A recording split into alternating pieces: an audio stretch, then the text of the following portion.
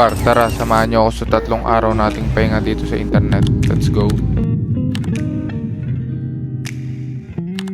Habang nagkakape ako at nagmumuni-muni sa umaga ay may naispatan ako. May mga nag-walk-in nga pala, mga pag-asa ng bayan sa staycation natin mga par. Nakita ko sila sa kapitbahay namin kasi hindi available yung resort pala sa kabila kasi walang kuryente dito that time. Inalok namin sila kasi nakikita namin sa mga itsura nila na mukhang malulungkot sila. Pinakita namin yung pictures ng staycation at sabi nila gusto daw nila. At sinabay na namin sila papunta dito. Tapos pinacheck namin yung lugar if okay sa kanila at nagustuhan nila at tuwan-tuwa. Tinanong ko naman yung budget nila kung magkano. Sabi nila ganito lang daw. Sabi ko, sige, goods na yan. Para hindi na rin masayang yung pag-set ng pagbabanding nilang magkakaibigan. Nag-set up na rin pala kami ng mga kailangan gamitin dito ng mga guests natin tulad ng karaoke. Tapos nagkarga na rin pala kami ng tubig sa pool kasi nag-drain kami at walang laman yung tubig ng pool. Ginagawa na nga rin pala yung kalsada dito sa likod namin tapos nanood lang ako saglit. Alam mo yung nakakasatisfy yung nanonood ka ng mga ganitong bagay. Alam mo yung kayang ubusin ng isang araw mong ginagawa yung panonood ng gantong bagay. Alam mo yon, yung mga gantong bagay kasi yung nakakapag-satisfy sa aming mga lalaki.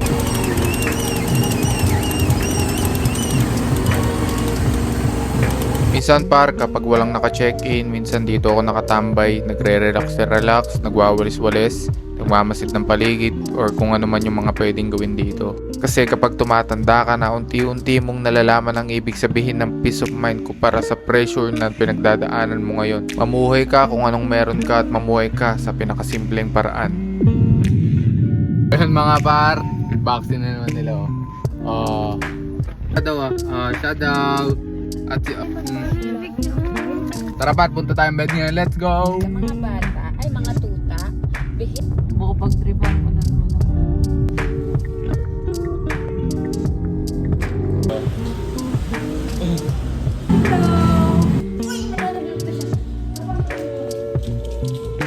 Sa lala. Mga bata, din man. Bigat. Ay, nanginginig-ginig pa. Lala siya. Suot sila ng salsa. Nanginginig. Oo nga, pag sa akin. Bakit? Ha? Oo. Hindi, ugasan ko siya.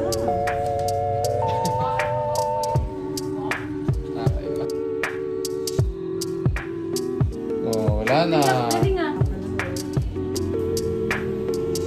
Kayo ah? Diyan na kayo ah? Tapos na! Tapos na! Excuse me.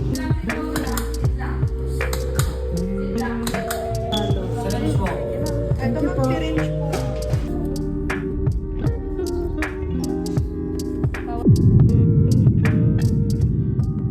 Oh, game oh!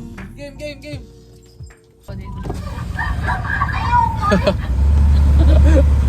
Day 2 pare, nandito na nga pala kami sa Angeles, Pampanga pare, 2 oras biyahe. Alas 8 ng umaga kami umalis, alas 10 kami dumating. Tapos plot twist niyan pare, 30 minutes lang kami dito. Bali 2 hours plus 2 hours. Bali 4 hours yung total ng biyahe, balikan. Tapos 30 minutes lang kami nagstay dito. Kasi may appointment ako ng alauna sa DFA bunker. Masakit pa noon par, 30 minutes early before yung appointment schedule. At guess what?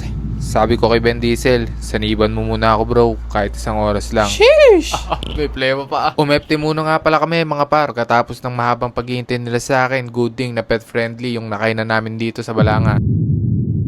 Pinakabit na nga rin pala ng tito ko yung CCTV kasi panay nananakawan yung bahay niya. Subukan yung nakawin pa ulit next time, i-upload ko tong video nyo dito ah. Papasikatin kita dito sa social media tapos i-edit ko yung picture mo dito tapos ilalagay ko sa katawan ng aso tapos sasabihin ko ito yung magnanakaw walang makain sa bahay. Tapos ika-caption ko walang kwenta, walang modo, hindi mahal na magulang. O diba nakakaya yun? Kaya wag ka na magnakaw brad, lumabang ka ng patas. Dapat yung pinapasabog yung po. Tayo na par, kaya pala hindi ko mapagana, scan ako ng scan kanina pa. Di pala nakabatak yan par. Naka pala yung CCTV, aray mo. Tol, ayun tol, napagana ko na nga pala. Ayan, nakonect na. Tapos sabi ko sa tito ko, to, lagi mong papanoorin yung CCTV 24/7 kasi dyan mo makikita kung sino talaga yung masasama yung loob. Tapos sabi ko sa tito ko, to, sumbong mo sa akin lahat ng mga magtatangkang manghimasok dyan sa bahay mo. Tapos sabi niya, sige salamat pamangkin, isa ka talagang tunay. Ganito nga pala yung itsura ng magnanakaw na manghihimasok sa bahay. Dinemo ko. Ayan o, kitang-kita ka 'di ba? Mahiya ka naman, bro. Kaya kung hindi kayang baguhin ng pangulo natin yung Pilipinas, ako makakapagpabago. I-chat nyo lang ako, babanatan natin yan. Let's go. Pa ito nalilipad ko. Umepti muna nga pala si idol nyo yan, mga parno. Ano ang akala nyo sa bayani? Palaging busog, hindi nagugutom. Siyempre, kakain muna tayo ng mami at goto niyan, mga par. Overload yan, kaya napakabisa. Tapos gumet na rin pala tayo sa Bukaws dito, kaso sarado, kaya lumipat tayo sa kabila.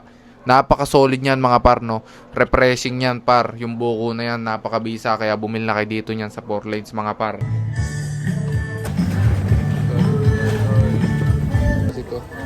Thank you. Kalitin na ito, tol. Favorite ko to, tol. Buko house. Bilihin na ito, buko shake.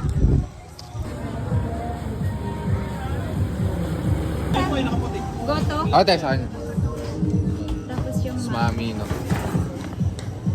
Solid din.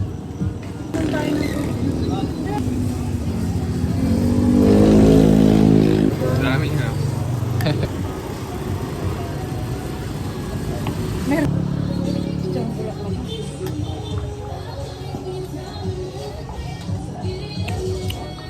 Solid din, tol.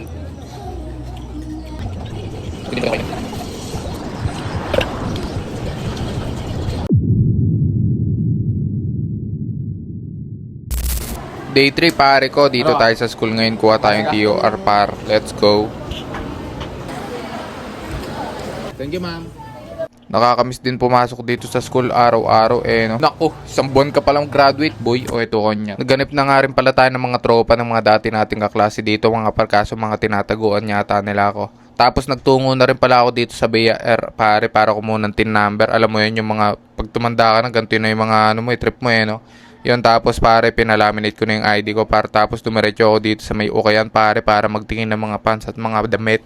Kaso ang mga nakita ko dito pare, mga laruan par. Di ko in-expect na mga ganito palang mga bagay dito sa loob dito par. Ayun par, may mga laruan tapos may mga board games, may mga tayo na par, meron pa ditong mga par, ayun vacuum, tapos mga ano yata yan, mga makinang food processor.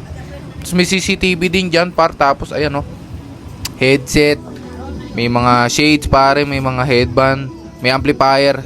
Tol, di kasama yan, tol. May mga shades, tol. Tapos may mga extension ng mga ganyan. May mga sapatos, mga vintage, par. Ayan, dami mong mapipili dito, par. Dito lang yan sa tabi ng plaza, par.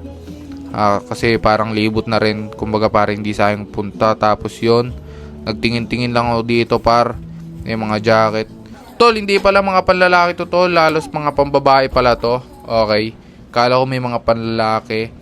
Yung par, may second floor pa nga pala dito. Umaasa ako mga panlalaki. Tapos may nakita ko pang pickleball ba to par? Si Mickey Mouse. Pickleball par sa mga mahilig mag pickleball. Tapos PS5 controller par. Tapos may pampana.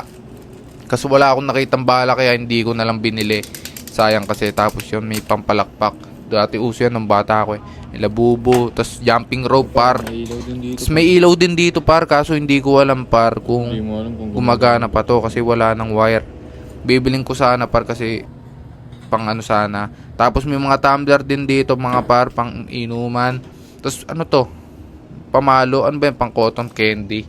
Tapos yun mga par, may mga bedsheet din dito. Tapos mga tsinelas, panloob ng bahay. Ang dami dito par, sobrang hindi ko na lang na-videoan yung iba, para siyang Japan surplus yung itsura. Pero men, sobrang ang daming nakita. Sumabog yung ano ko, sobrang as in random yung pagpunta ko dito. Hindi ko in-expect yung mga ganitong bagay. May mga Supreme na boots din dyan mga paro. Legit, mukha namang legit. Sapatos si Michael Jackson. May mga case din pala dito mga para yan makikita nyo. Mga pang iPhones par. Iba din trip ko dito para napaka-random ng vlogs ko na to. Alam mo yun, pinagsama-sama ko yung video ko nung 3 araw para isahang edit na lang. Wala, ganun talaga. Minsan tinatamad mag-edit, minsan sinisipag. Check nyo to par, napaka-random. Tingnan mo yung mga nakikita ko. May mga dinosaur, may mga laruan. Tapos pare, meron charger ng ng battery ng camera. Ayun par. Nagulat ako par, bakit naligaw dyan yan? Hindi naman yan laruan. Tapos meron din ditong yung pambura ng lapis par, ayan di naman yan laruan, bakit nandyan yan? Tapos merong maskara ng Star Wars. Sheesh! Di ba, napaka random. Kaya ayan may mga tools par, may mga kubyertas, may bread knife, kutsara, tinidor. As in, nandito na yata lahat ng mga hahanapin mo. May mga wallet din dito. Tapos yon, may lagayan ng shades par. Kompleto no? Ayan, pare, di ko na kinaya, lumabas na ako par. Sobrang dami ko nakikita. Tapos nagpunta na rin pala tayo ng SSS dito mga par, kaso sabi daw online lang daw yung registration ng SS number. Tapos kumain na nga rin pala ako dito niyan mga par. Umepti muna yung idol nyo. Okay. Yon, FT muna kasi nagutom. Mga alam mo, tumatanda na yung mga ganitong trip no?